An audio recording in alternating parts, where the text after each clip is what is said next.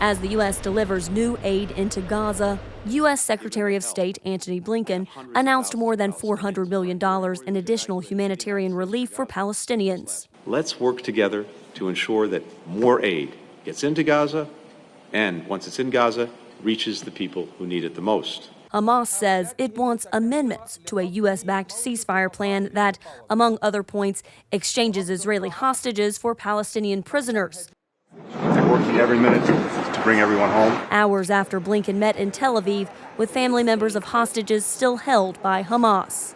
They were elated at the rescue of 4 hostages just a couple of days ago, but they continue to feel deeply, powerfully, this enduring separation from their loved ones. The UN Human Rights Office said Tuesday both sides may have committed war crimes in connection with the raid that brought the hostages home.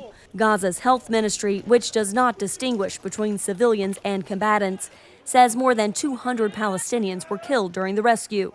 Hamas held the hostages in 2 apartment buildings.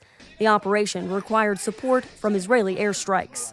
Retired General Frank McKenzie, the former head of U.S. Central Command and the author of the new book, The Melting Point, tells VOA Hamas's use of human shields has complicated Israeli operations. I think they've been a little less successful getting after senior Hamas leadership because they've chosen to hide even while their fighters fight. And I'm sure they're hidden deep underground, protected by Israeli hostages. And of course, the real hostages in Gaza, not just the Israeli hostages, but the population of Gaza itself, which Hamas has no interest in moving out of the line of fire. Is Israel's battle against Hamas winnable? It's winnable if they can fashion a way to a day after that makes sense. But you've got to ensure that Hamas is not part of that equation. I'm intensely sympathetic to the Israeli view that you have to eliminate Hamas. At the same time, I think it's a very high bar to say that you're going to get rid of all of Hamas because it's a revolutionary movement. If you kill 99 Hamas fighters, the 100th fighter is going to raise a bloody hand and declare the revolution. He envisions an Arab-led force from neighboring nations to help keep the peace in the Strip once fighting is finished.